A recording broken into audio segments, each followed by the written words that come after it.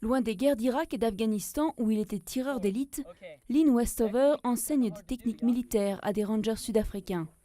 Ces gardes sont chargés de protéger les animaux dans des réserves privées, mais pour les propriétaires et pour ces vétérans américains, les braconniers et les terroristes, c'est du pareil au même. Le comportement qu'on observe en braconnage, c'est le même que lors d'une insurrection. Donc, avoir une expérience et une compréhension approfondie des insurrections et des opérations militaires, ça s'applique directement au combat qu'ils mènent ici. En Afrique du Sud, les rhinocéros sont la principale cible des braconniers. Employés par des gangs criminels, ils revendent ensuite les cornes sur le marché noir asiatique, jusqu'à 60 000 $ le kilo. Lorsque vous poursuivez un braconnier classique, il s'enfuit. Mais un braconnier de rhinocéros, il a un fusil. Il vous tire dessus s'il pense que sa vie est en danger.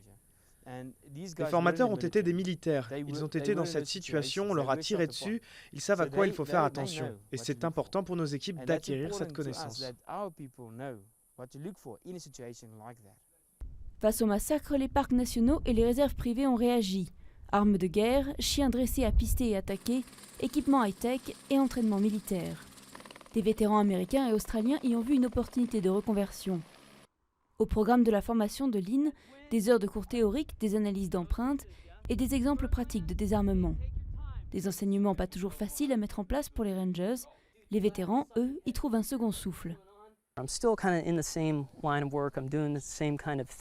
Je suis toujours plus ou moins dans la même branche, je fais toujours le même boulot, mais j'ai changé de cible. J'aide d'autres personnes. En tant que vétéran, vous avez un sentiment unique, un sentiment de fierté. Et en faisant ça, on ajuste simplement notre raison d'être. La militarisation verte a conquis la plupart des défenseurs des animaux, des parcs nationaux aux ONG. Elle permet aussi aux rangers de mieux se défendre. Une centaine d'entre eux meurent chaque année dans le monde, dans l'exercice de leurs fonctions. Mais cette nouvelle approche n'est pas sans danger. La généralisation des patrouilles armées augmente le risque de dérapage. Au Botswana, dans les parcs, les militaires sont autorisés à tirer à vue sur les braconniers.